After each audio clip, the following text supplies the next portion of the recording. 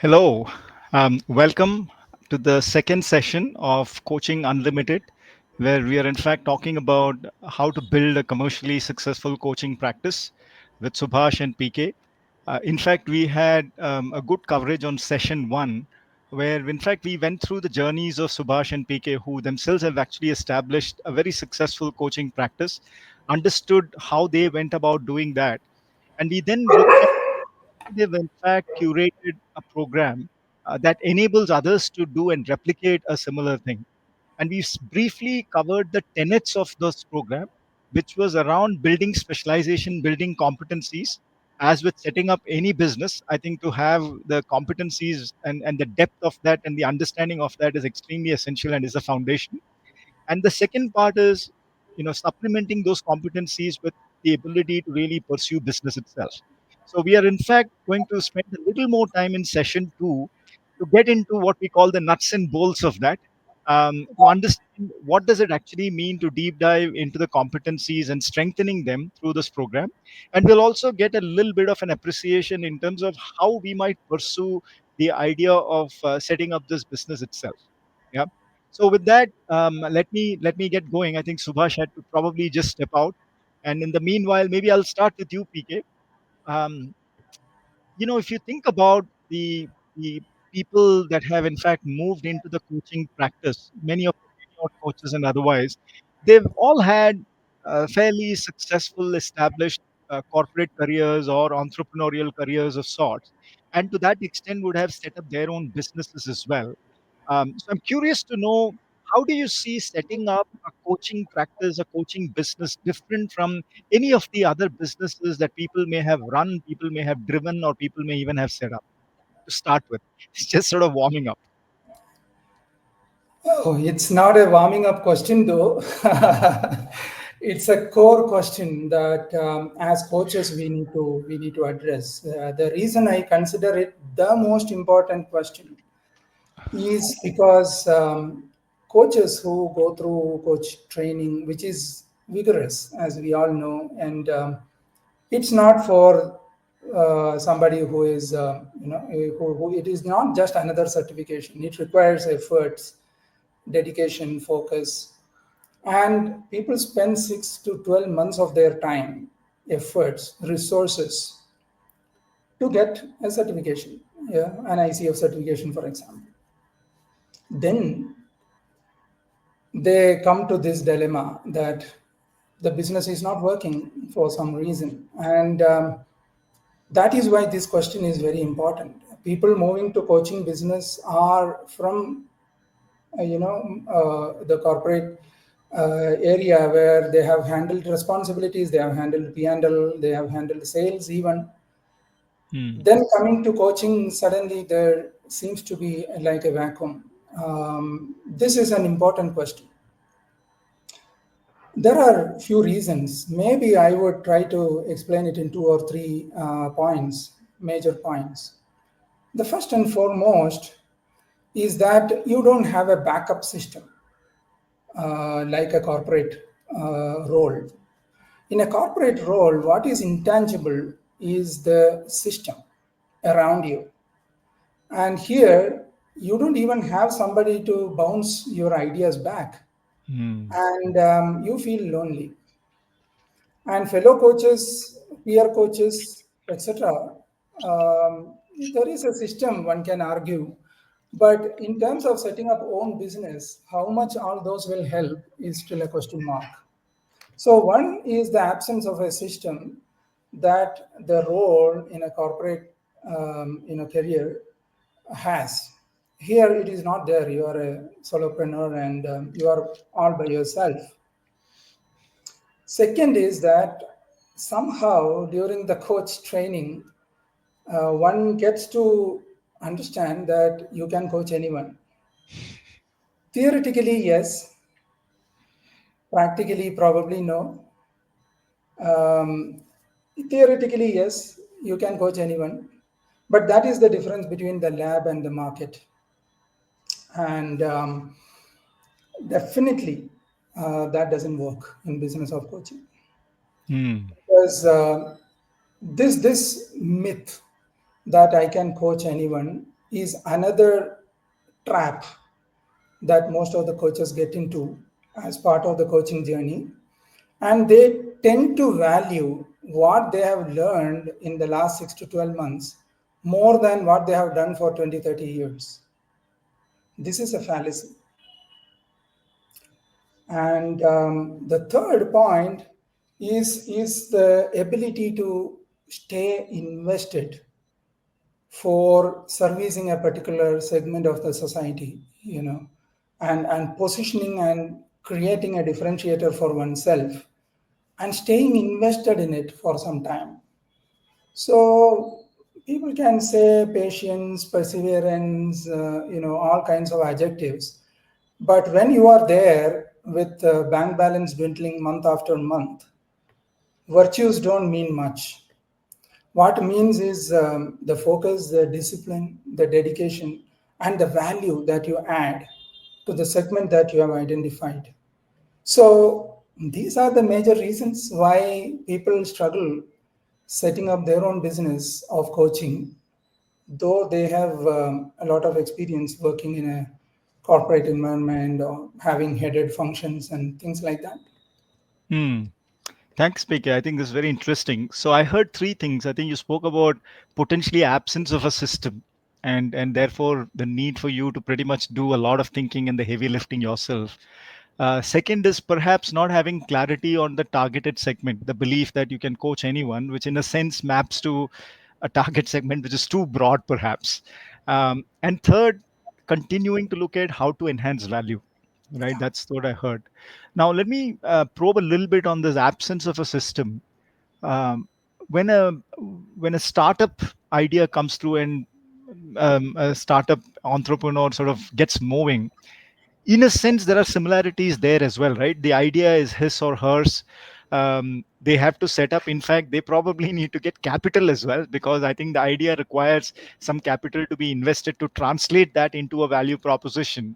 Are there again differences in that as well, in terms of how a startup individual or a startup founder goes about founding the business and really sustaining it, versus how a coaching business has to be put together and sustained over a period of time, especially when you think about the absence of a system perspective? Beautiful. There is and there is not. So there Hmm. are some similarities, meaning that you are yourself doing many roles like a startup entrepreneur. So you are the finance guy, you are the marketing guy, you are the operational guy, you are the servicing guy, and you are everything. And you Hmm. are the one who is opening the office and even cleaning it in the early days if you don't have enough cash flow. So you are everything. That is the similarity. But if I were to look at some of the differences, is that coaching is more art than a startup business. So in startup business, you can always replace your time with somebody else when the health of the business improves, or when you get capital, as you said, or when you have cash flows, and when the business is slowly, green shoots are showing up. In you may replace your time with someone else. What I mean to say that you may have a sales officer, you may have somebody Hmm. to make cold calls, you may have somebody to deliver in terms of delivery of the product or service. But in coaching, it's not that easy. In coaching, you are required to convert a prospect, and you are required to deliver the coaching sessions. That is not easily replaceable as much as a starting business. So in Hmm. that sense, it's like an artist. I mean, Yeshudas cannot send somebody else to sing for him, or for that matter, Kishoda or Rafiji couldn't have sent somebody else to replace his time in the stage. A coach is like that. And another aspect associated with this is that the clients expect you to deliver because they are buying you, not your Correct. coach, not your coaching. So the value proposition is actually the coach, right, at the center of It it. is. It is. It Right. is. Whereas what you're saying in a way is also for the other ones, the value proposition, of course, I think the founder and the management is critical.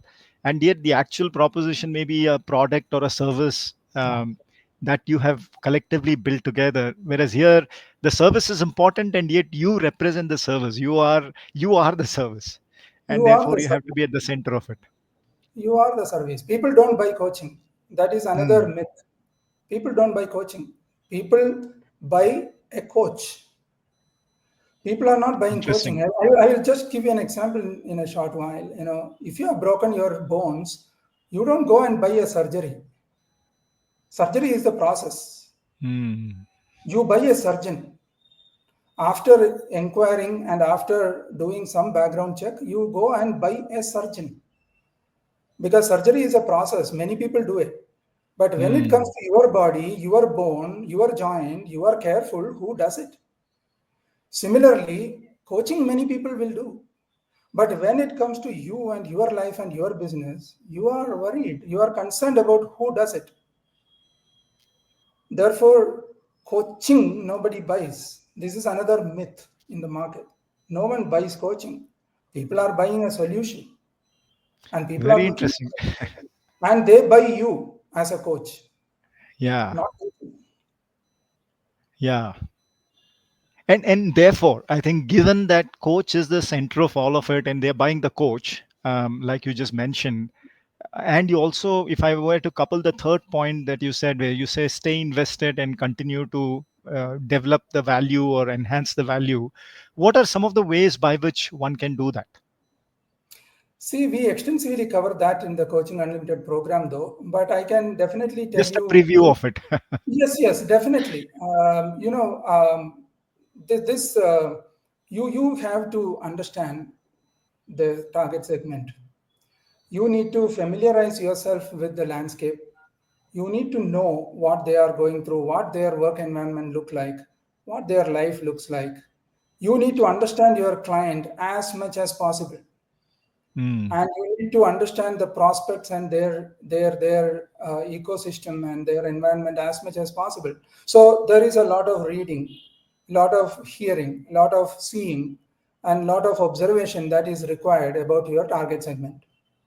It is not different from any other business. Know your customer. Know your customer. But get into a fair level of specificity. Yeah. So you need to understand the target segment, their landscape, they're familiarizing with their way of life and their way, whatever that you are trying to address, whichever part of their life that you are addressing. Second is sharing knowledge, content marketing. In jargon, it is content marketing, but essentially you should have an objective much beyond marketing. You need Hmm. to really feel that you want to make somebody's life better, so you are sharing, not with an idea that I shared so much, how many leads I got. We shouldn't be comparing every week, oh, this much time I shared this, and what is the lead generation. Okay, at some point in time, you will start measuring, but it's a consequence. For us as coaches starting, we need to be invested in what we are doing. There is no magic wand that brings people to coaches. That is just an expectation misplaced. So you need to share content that is relevant to them. You need to be there where they are hanging out. You need to be in social media. Today, digital world, you cannot avoid whichever kind of coaching that you are doing. So you need to identify where your prospects are hanging around and where they are spending their time, how they are consuming the content. If they are only watching videos, for example, your target segment, only watching videos, you cannot but do reels and YouTube videos. You may not have Hmm. done it in the past, but you have to do it. Not because you like doing it or you dislike doing it. No, because the prospects require that. So this is how you stay invested and add value to the segment. See, for example, the blogs and the other thoughts that I share from a leadership perspective or leadership presence perspective, it reaches around 800 people every week. Most of them are not my clients. Most of them probably would have been prospects who have set up chemistry session and it didn't work for some reason. but there are also a network that it goes to. And of course, Mm. my 7,000 plus connects in the LinkedIn and Facebook is another aspect of it. But generally, I'm saying in the WhatsApp, around 800 people get it. And this is over a period of 12 years always. It doesn't happen overnight. So Right. this is how you add value to your segment. You need to be constantly engaging with them, adding value to them without expectation. We talked about spirituality on day one, on session one. We need to be a little spiritual in our business. Yeah, and you also, what you're saying is, you've spent 12 years in organically building this brick by brick. It may not take 12 years, but yet it'll still take a finite amount of time to build that practice. It's not an Yeah, overnight journey. 2 to 3 years, I was earning more than what I was earning earlier as consultant. So Yeah. I took only 1.5, 2 years to build my business, Okay. which Fantastic. was Thanks, supposed. PK. So we will Yeah. probably come back to you a little later. I want to now ask Subhash on the idea of this competencies. So, Subhash, when you think about coaches again, you have obviously very tenured coaches, such as you both, for whom this is almost an unconscious level competency. I mean, it is almost second nature. You may probably not even think about competencies every day or while coaching. It just comes to you naturally. So, there is that one segment at one end of the spectrum. And at the other end of the spectrum, you probably have coaches who have been coaches, but they may have finished their accreditation somewhat recently. And therefore, the idea of competencies and all that is very fresh in their minds. Yeah. Correct. And then you obviously have a lot of coaches, right, within that spectrum in the middle as well. So when you think about the specific program that you have put together and based on the six odd cohorts that you have done, where is the sweet spot? Who do you think is the typical profile? And obviously, it is likely that you may also have a mix of coaches. How do you then bring in this competencies to life within that session? I know it was a slightly long Yeah, question. no, it's a very very good, very deep question. First of all, though this was initiated, in the last conversation we discussed, PK and I, we got together. We're talking about how can we address this need to sharpen the saw. Yeah. Go back and sharpen the saw. The good old quote. But what we have seen is we always attracted even some learners who are on their ACC path, credentialing path. We have had four guys in our Bangalore batch earlier, not the recent one, the earlier one, where they're on their last lap of their PCC journey, and all of four of them completed their submissions and exams, and they said they all vouched for CU Coaching Unlimited for successfully, the last lap, completing the last lap. So it helps them for sure. It was originally designed for coaches. So if I have to answer this in one line, your question, this is for serious coaches, irrespective of whether you are a beginner or you are a master, right? Because all masters were beginners once upon a time, right?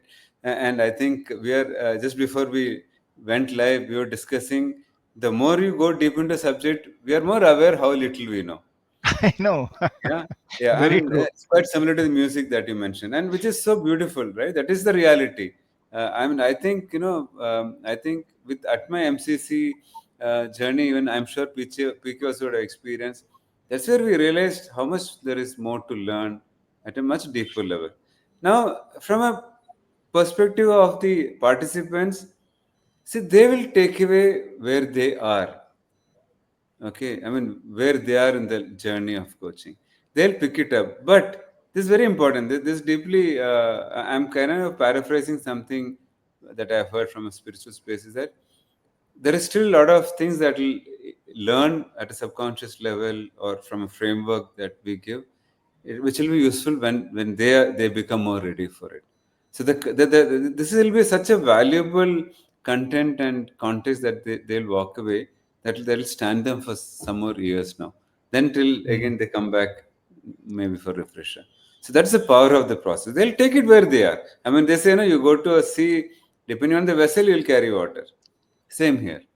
Yeah. And how have you made it different from your regular coaching the building of the coaches, the accreditation process that you run, where you take them through many frameworks, you take them through deep competencies, you do actually active mentoring as well. How is this different than that in any form and shape?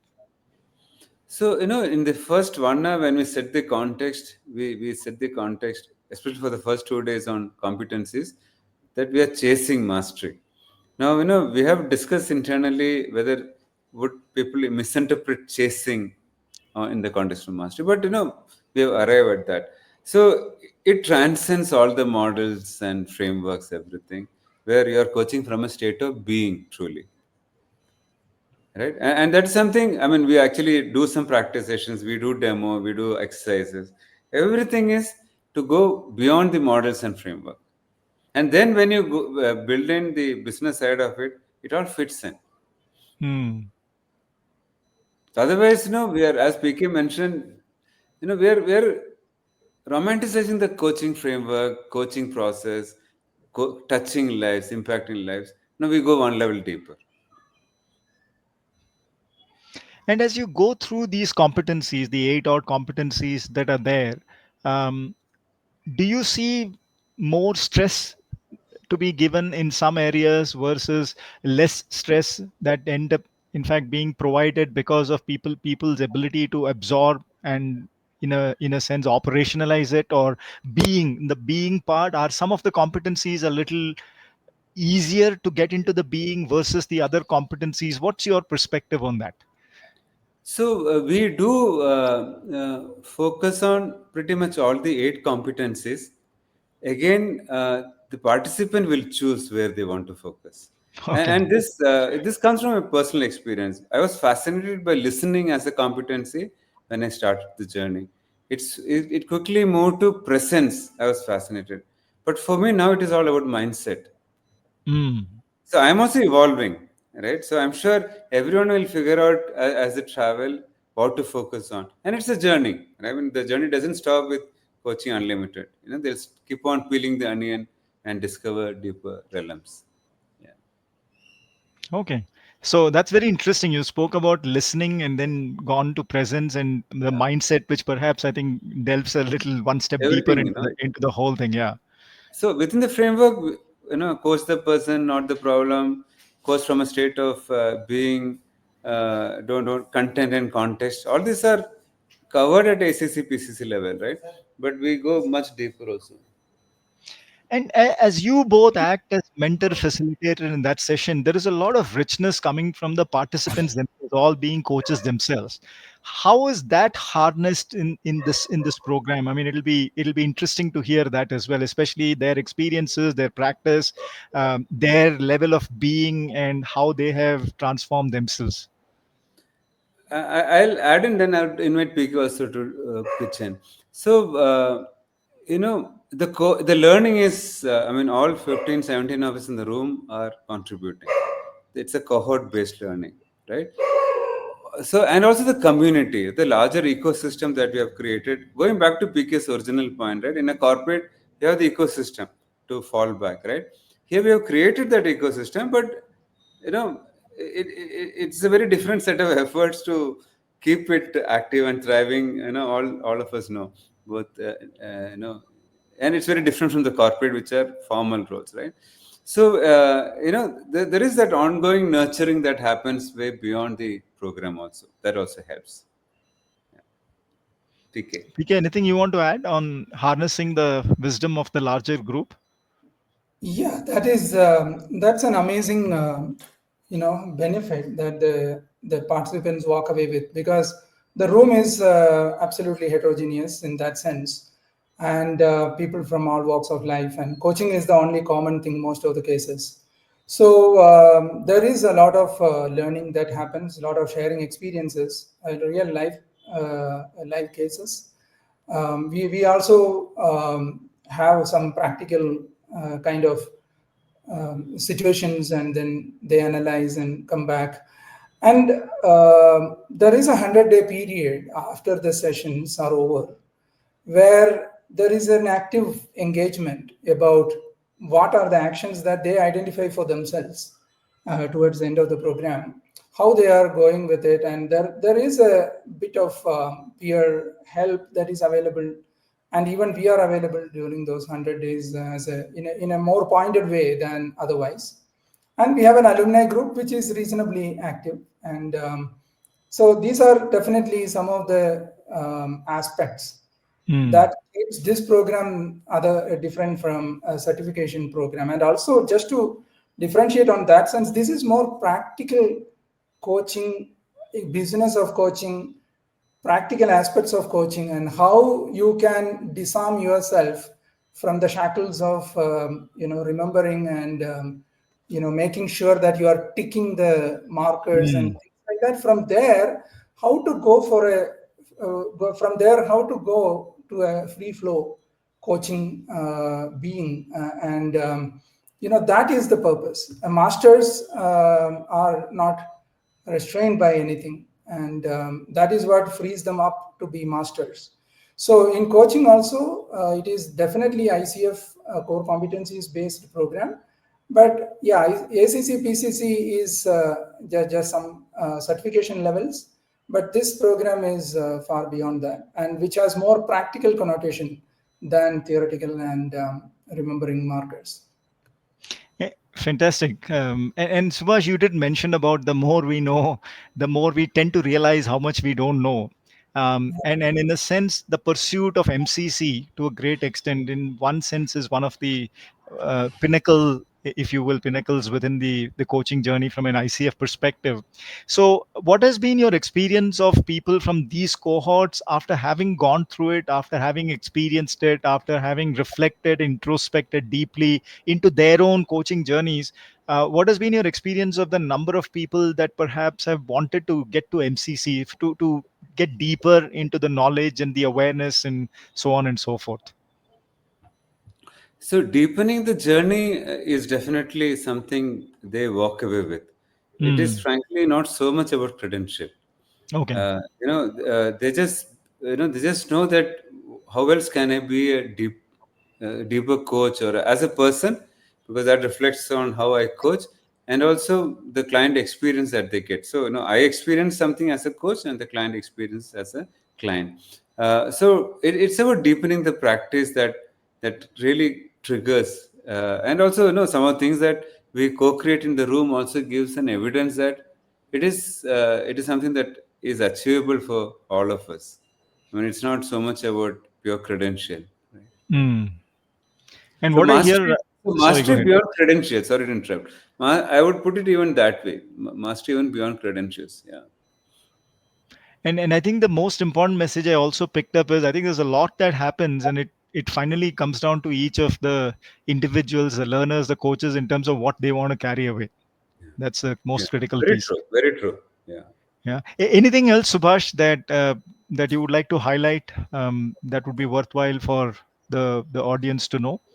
So, the program Coaching Unlimited is something that has seen 6 editions. Every edition we have fine tuned it. Then, there are elements of case studies, practice, chemistry session. How do you manage the business of coaching? Everything. Yeah, and around all this, we also talk about the deep work that will help us to deepen the practice. What else we need to do? So there is also an element of fun that is built into the program. We choose these specific locations. We kind of wrap up by 4 p.m. and then we get out after a cup of tea and some snacks. Right, everything is curated. The whole experience is very elevating. I can say that. Yeah. So to that So extent, from there are a the lot of coach, things that help. Yeah, being a coach to being a regular human being for some parts of the day as well. absolutely, absolutely. Yeah. Thanks, Subhash. PK, anything else you would like to add See, in terms of the understanding. overall program? Yes, sure. Just to answer or to add what you asked about the difference between an ACC, PCC, or even MCC mentoring or training vis-a-vis coaching unlimited kind of a program, is that it's a difference between learning the grammar and learning to speak. Okay. That difference we are quite mindful of, because ACC and PCC is learning the grammar, learning the language. But speaking requires going beyond the grammar. And that comes from a free flow and experience, and probably some practice, some conscious practice, some deliberate practice. So they get into those aspects. It is not common. Like Subash said, 15 people in the room, they pick up different aspects for deliberate practice. For some, presence may be coming without much issues. Then they may have to deliberately practice listening. Someone else may have to have that. So they pick up that. And that deliberate practice helps them become better coaches. Fantastic. Thank you so very much, Subhash and PK, for taking us through the journey. It felt like I was vicariously living through that in some form and shape. I do hope that others who have benefited from this really join this. And I want to also remind everybody that's attended that there is a session one. So I would highly recommend that you may want to watch that as well to get a continuity and what we have discussed in that as well. So, with that, thank you very much, one and all, for having attended the session. And thanks to both of you once again. Thank you, Anand. A quick one, Anand. Thank you very much. There's a question from Venkat. Is that a conscious choice about the competency? It's not. In my case, it was not. Looking back, it was not so much a conscious choice. I think that is the evolution of me as a coach. Along the way, I think this happened organically. Venkat, thank you for the question. Yeah. Thanks, Anand. You're a great host as always. Thank you very much. Thank you. Thanks. Thank you very much. Thank you, Subash. Bye, Thank you. everyone. Bye. Bye bye. Bye.